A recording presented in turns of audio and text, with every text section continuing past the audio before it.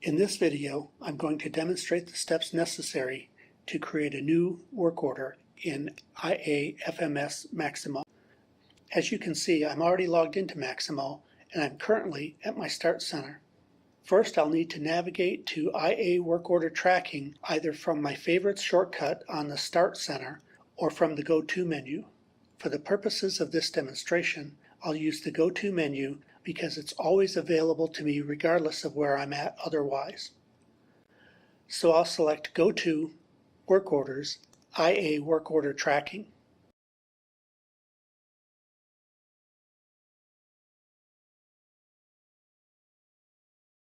To create a new work order, I'll click the New Work Order icon on the toolbar.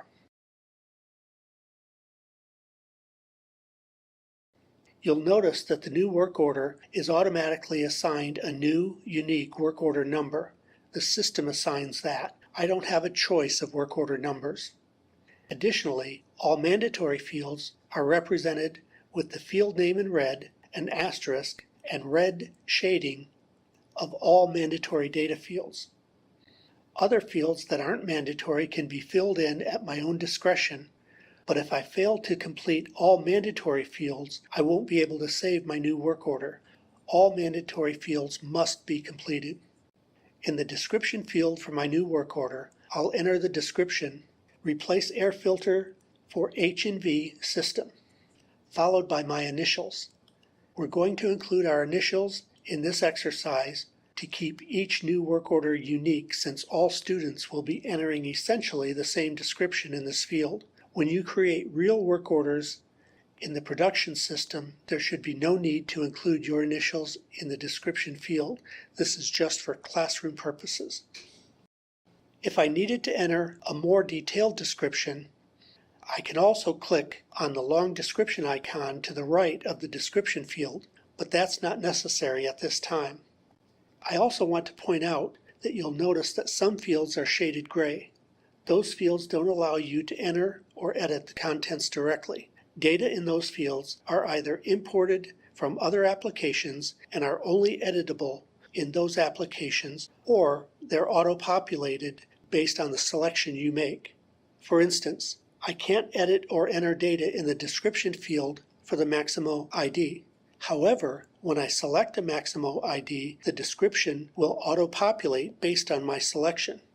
To demonstrate this, I'll click the Detail menu icon to the right of the Maximo ID field, choose Select Value, and for this exercise, I'll select Office by clicking the Maximo ID to the left of Office. And now you'll notice that the gray shaded description field is auto-populated. Next, I'll click the Select Value icon to the right of the work order field and select FM for facility maintenance. Now, under Job Details, I want to enter the unit of measure and quantity. Keep in mind that this form is simply a web page and is searchable. So if you're overwhelmed by so many field names and you're having trouble locating the field you want, you can simply use Control F for Find and start searching.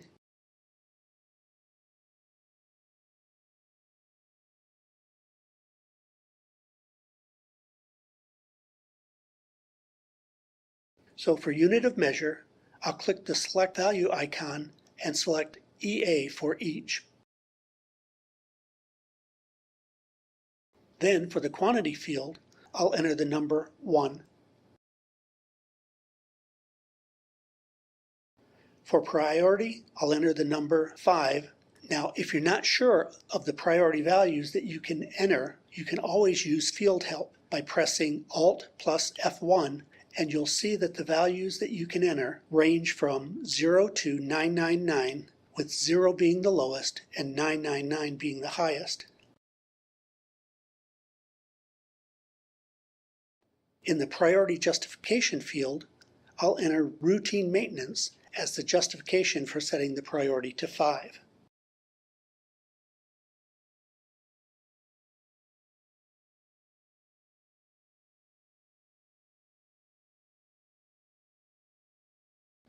Next, we want to set the scheduled start date and scheduled finish date.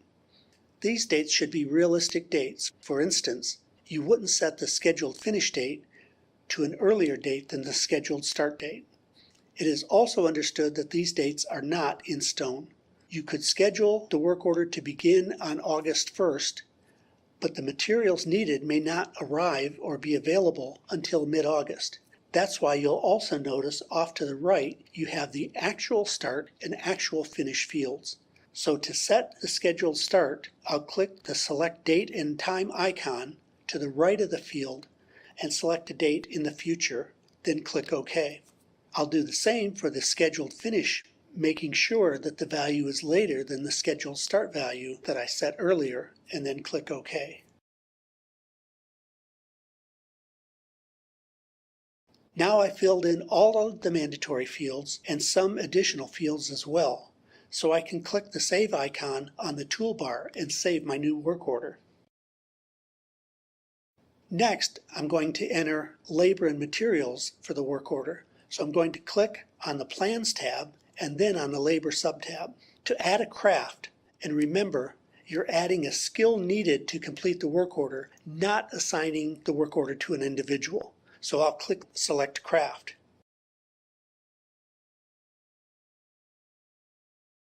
For this work order, I need someone with the skill of an air conditioning mechanic for 8 hours, so I'll put a check mark to the left of the AC Mech craft and then click OK.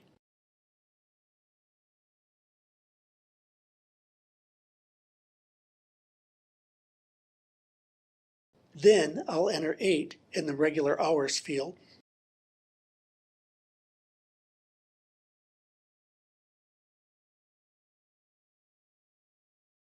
Next, I need to define materials that are needed, so I'll click on the Material subtab and click New Row. Here I'm going to change the line type from the item default to the value of material. So I click the line type drop-down and select material from the pick list.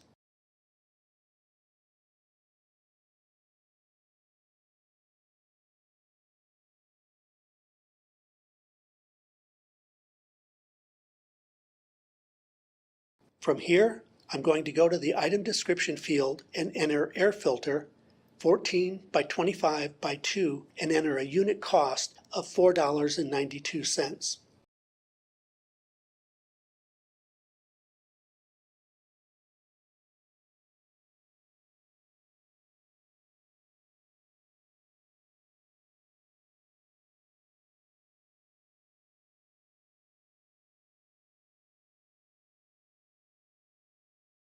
Now I'll click the Save icon to save the plan with labor and materials I've added to my work order.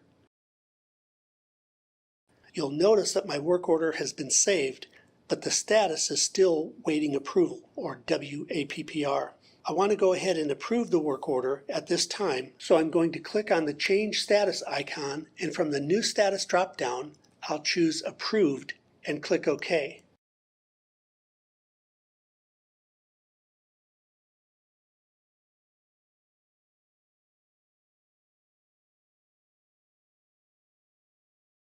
That completes my work order.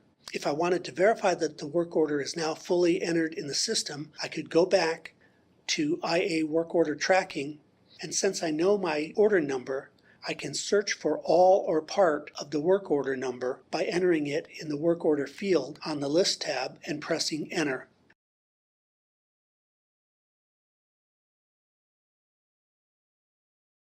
And I now see that my work order is there and the status is set to Approved.